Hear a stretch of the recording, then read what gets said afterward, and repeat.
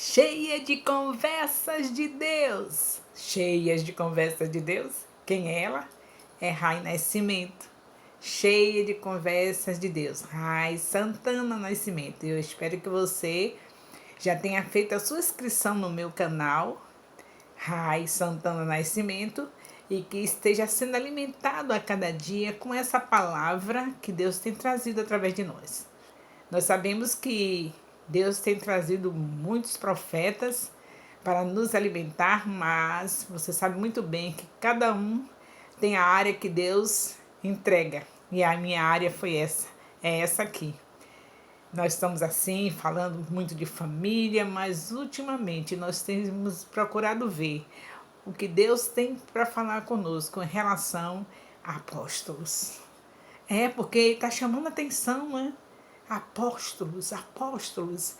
Então vamos ver o que Deus está fazendo através dos apóstolos e o que os apóstolos estão se submetendo para que Deus faça o que Ele quer fazer nesses últimos dias da igreja na terra. Estamos com Mateus capítulo 5.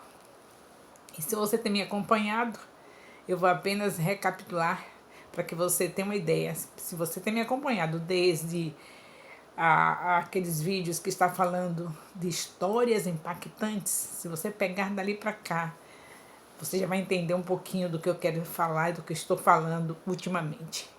Então nós temos aqui Mateus capítulo 5, que é o início do Sermão do Monte. Sermão do Monte, maravilhoso Sermão do Senhor. E vamos começar no primeiro versículo, e diz assim: E Jesus, vendo a multidão, subiu a um monte e assentou-se, aproximando-se dele os seus discípulos. E aproximaram-se dele os seus discípulos. E abrindo a boca, os ensinava dizendo. Note que Jesus continua impecável. Abrindo a boca, tinha que abrir a boca, tem que falar. O nosso Deus nos deu essa autoridade de falarmos. Os profetas têm que falar. E Jesus era muito mais do que um profeta. Jesus veio para salvar, buscar e salvar o que se havia perdido, como está escrito em Lucas 19:10. Então vamos ver aqui. Ele sentou-se no monte e os discípulos se aproximaram dele e, abrindo a sua boca, os ensinava dizendo: Bem-aventurados os pobres de espírito, porque deles é o reino dos céus. Bem-aventurados que choram, porque serão consolados. Bem-aventurados os mansos, porque eles herdarão a terra. Bem-aventurados que têm fome e sede de justiça, porque serão fartos. Bem-aventurados os misericordiosos, porque eles alcançarão misericórdia. Bem-aventurados os limpos de coração, porque eles verão a Deus. Bem-aventurados os pacificadores, porque eles serão chamados filhos de Deus. Bem-aventurados que sofrem perseguição por causa da justiça, porque deles é o reino dos céus. Bem-aventurados sois vós, quando vos injuriarem e perseguirem, e mentindo disserem todo mal contra vós por minha causa. Exultai e alegrai-vos, porque é grande o vosso galardão nos céus, porque assim perseguiram os profetas que foram antes de mim. Os profetas que foram antes dele também foram perseguidos, muito perseguidos. Mas Jesus não tem como se fazer comentário em relação a isso, está bem claro. Estou fazendo, mas sei que está bem claro para todos nós que Jesus sofreu o que ninguém sofreu, porque pelo fato dele não ter tido pecado algum, os profetas tinham suas fraquezas, eram homens de Deus, mas não eram deuses. E Jesus, sim, é o Filho de Deus e era 100% homem, 100% Deus quando estava aqui na terra. E hoje, sendo Deus, à destra do Pai, Filho e Espírito Santo. Maravilhoso, essa trindade maravilhosa que está nos céus e em nós, porque o Espírito Santo foi enviado para habitar em nós. Todo aquele que crê em Jesus. Então, queridos, eu só quero que você se reanime. E eu estou falando mais especialmente para os apóstolos. Porque Deus me deu o direito de ter algumas experiências nessa posição de apóstola, e que eu sei que muitos estão sem perceber o que está acontecendo, muitos apóstolos. Porque nós somos aqueles escolhidos pelo Senhor para sofrermos o máximo, não é? Menos do que Jesus, é claro. Jesus, porque o caso de Jesus é diferente. Jesus sofreu o máximo e ele não tinha nada de pecado. Mas de homens normais, nascido de mulher normal, os apóstolos são aqueles que são programados para sofrer o máximo. Basta dizer que eles trabalham com multidões. Trabalhar com 100 pessoas, com 200 pessoas, meu Deus, a gente já vê a situação difícil. Basta dizer um pai de família, uma mãe de família trabalhar com apenas com, digamos que 2 filhos. E como dizia minha avó, cada cabeça é um mundo. E aí um filho tem que tratar de um jeito, o outro tem que tratar da outra maneira, porque esses 2 filhos não são iguais. Se forem 3, a mesma coisa, não serão iguais. Se for 4 filhos, a mesma coisa, não serão iguais. Então, quem tem uma família já deve ter uma ideia do que significa um líder com 100 pessoas para cuidar, com 200 pessoas para cuidar. Agora imagine apóstolos, que é uma multidão para cuidar. Fica mais sério, a coisa fica mais difícil, o sofrimento é maior. Meu Deus, como é maior. E aí, eu quero trazer para você essa realidade.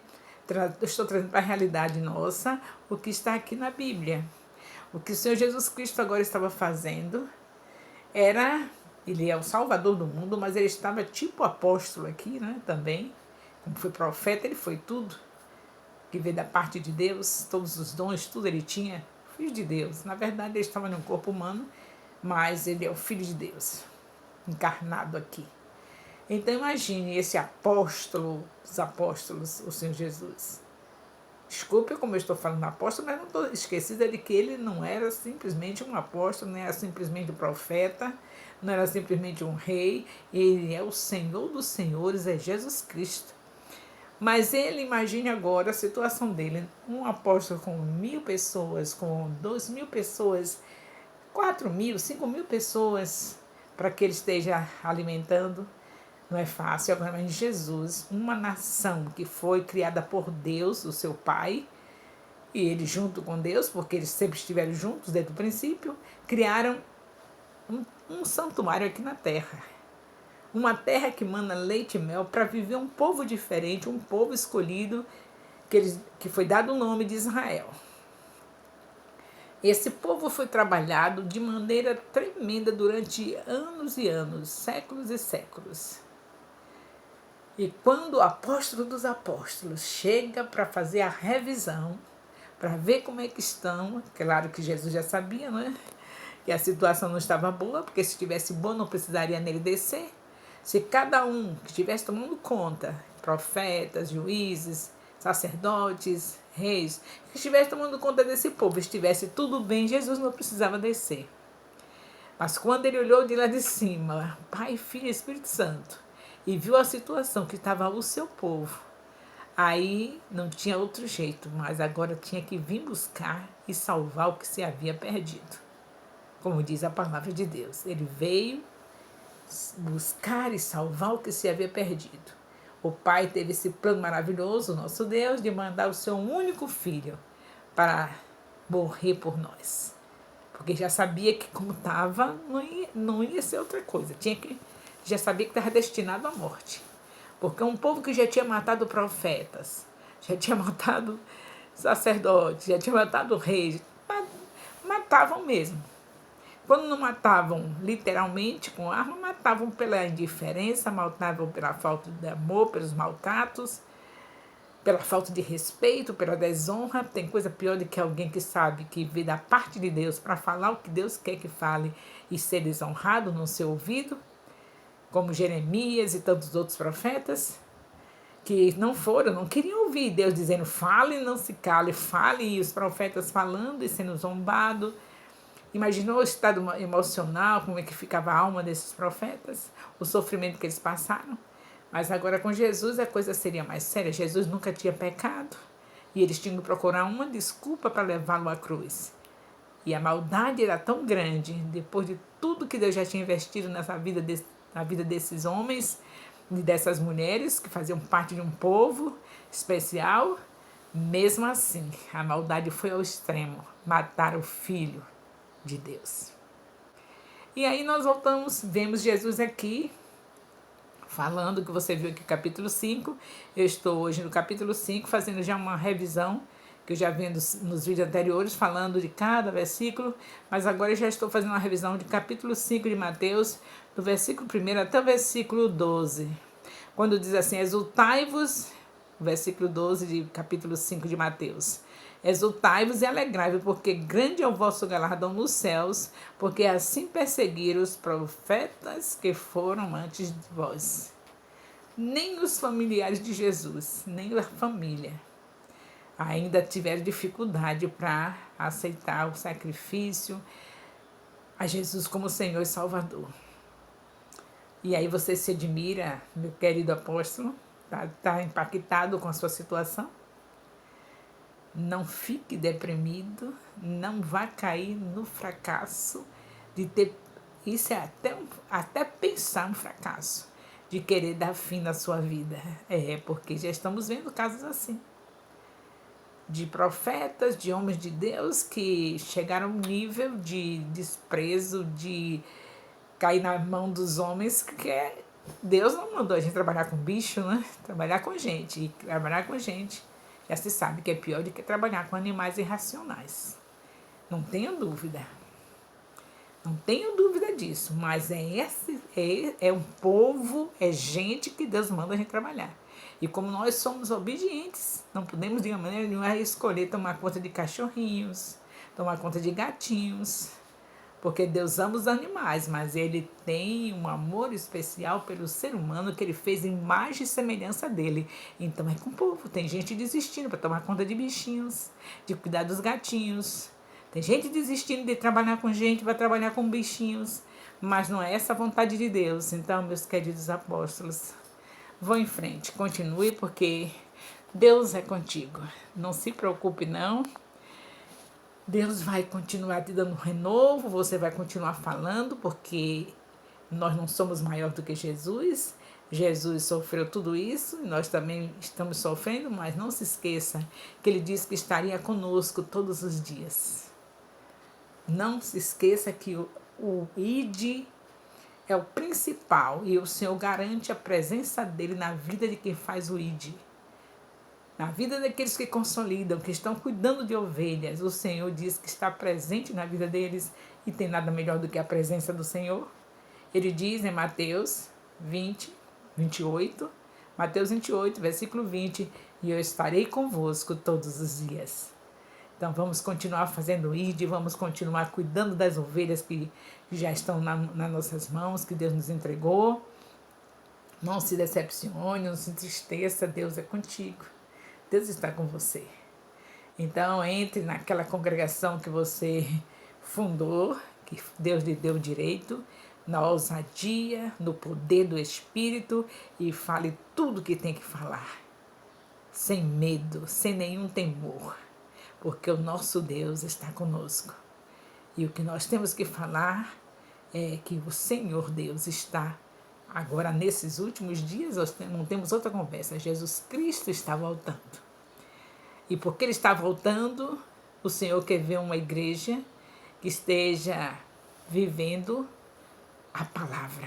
Porque viver a palavra é viver Jesus. Então não tem outra coisa. Já falamos no vídeo anterior em relação à oração, que é básico. Não tem para onde correr. É base a oração, é base. O Senhor Jesus Cristo disse orar sem cessar.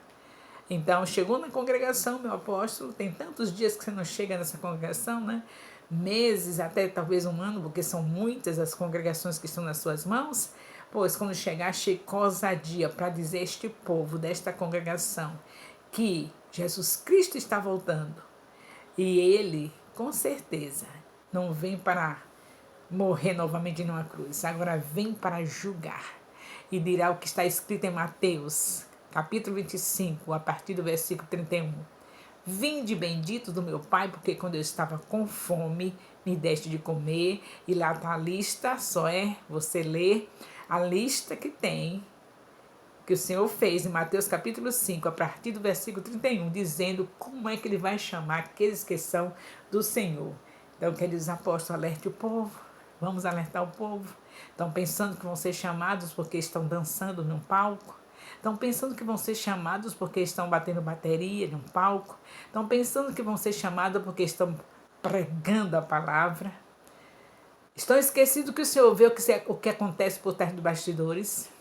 O Senhor não fica nada oculto aos olhos do nosso Deus.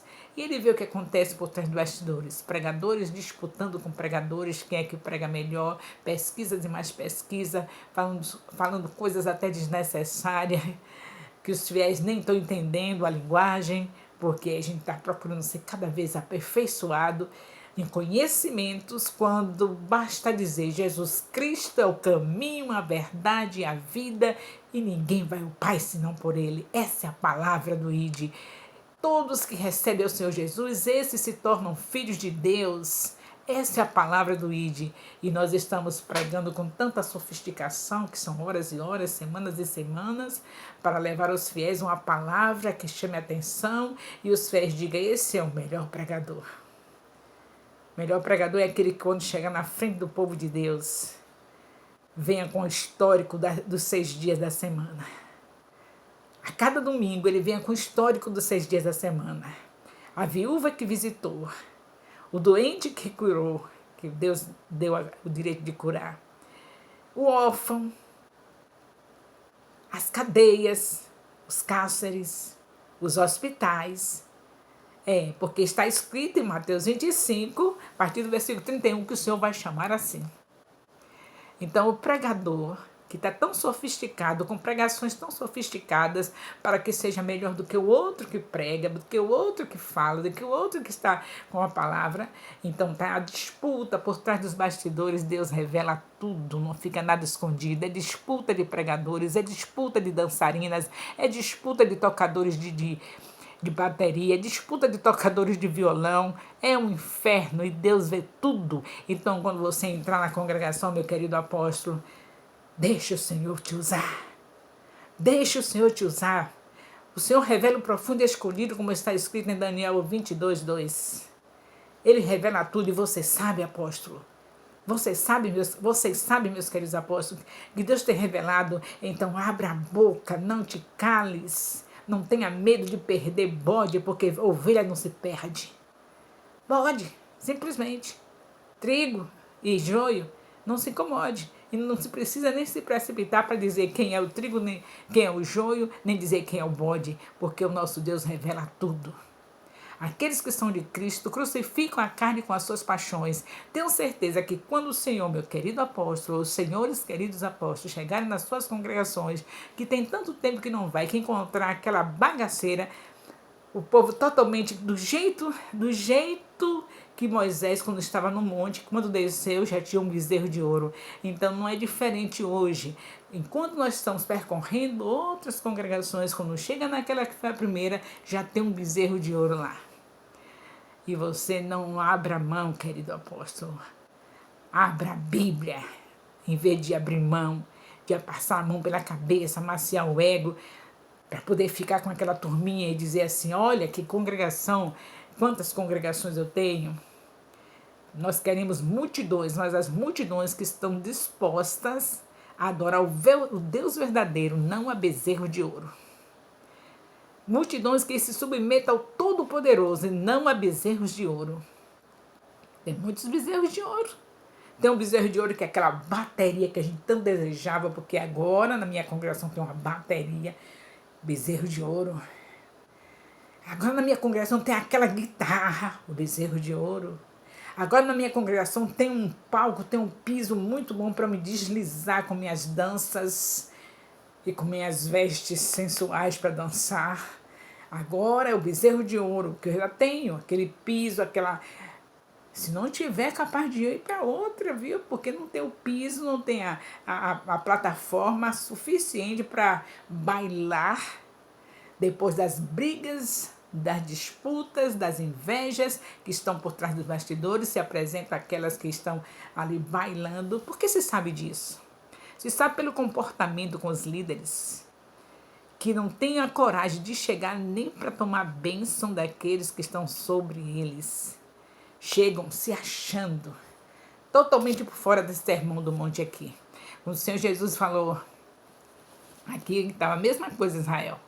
Aí diz, bem-aventurados que são pobres de espírito. E qual era o pobre de espírito que tinha? Você já sabe o que é pobre de espírito, né? Pessoa humilde, a pessoa que se depende de Deus. Se uma pessoa não tem coragem de se humilhar seus líderes que veem, como é que pode se humilhar Deus que não vê? É a própria palavra que diz, não se humilha seu líder que vê, o líder que o Senhor colocou, ou ancião, principalmente se for um ancião, uma anciã, como é que submete a Deus que não viu? É Deus que fala através de João. Se você não ama o seu irmão que vê, como pode amar Deus que não vê? Se você chega na plataforma, você nem enxerga os seus pais espirituais, entra com aquela potência toda, com aquela arrogância toda, e vai, baila e dança, bezerro de ouro. Então, queridos apóstolos, eu não sei como é que está a sua situação quando você chega na sua congregação, naquelas congregações que geralmente passa de 3 a 4 meses para chegar em cada uma delas. Quando você encontrar os bezerros de ouro, quebre, destrua e mate toda a obra do diabo que tiver nesse lugar. Destrua a obra do diabo, que foi assim que foi feito. Quando Moisés encontrou o bezerro de ouro, nem o bezerro, nem aqueles que fizeram ficaram ali impunes. Então, não mudou. A graça não quer dizer que a gente vai viver uma desgraça, viver de qualquer jeito. A graça quer dizer que o Espírito Santo está dentro de nós. Tem graça sem que não fosse essa? É a graça que existe, é essa. É Jesus morrer por nós e nos dar o Espírito Santo. E se nos der o Espírito Santo, vamos viver adorando a Ele, não a bezerros de ouro. Então, nem nós e nem aqueles que estão nas nossas mãos vão ficar adorando bezerros de ouro, porque existe um Deus Altíssimo, Todo-Poderoso, Criador dos céus e da terra, que nos chamou para abrir a boca e falar do seu amor. E é isso que nós precisamos fazer, falar do amor de Deus. E para falar do amor de Deus, não é sentado em um banquinho dentro da congregação, não. Ali já estão os que já receberam Jesus, só basta tomar vergonha na cara e segui-lo, porque já conhece a palavra. Tem que ir atrás daqueles que estão nas trevas. As trevas estão clamando por luz. E nós estamos simplesmente fazendo bezerro de ouro dentro das nossas congregações. Vamos ao campo, vamos arregaçar as mangas, vamos evangelizar de casa em casa, ter muitas células, porque foi para isso que Deus nos chamou. Não foi para ficar fazendo bezerro de ouro dentro de congregações. Os Moisés, eu digo, os apóstolos, né? Os Moisés de hoje são os apóstolos.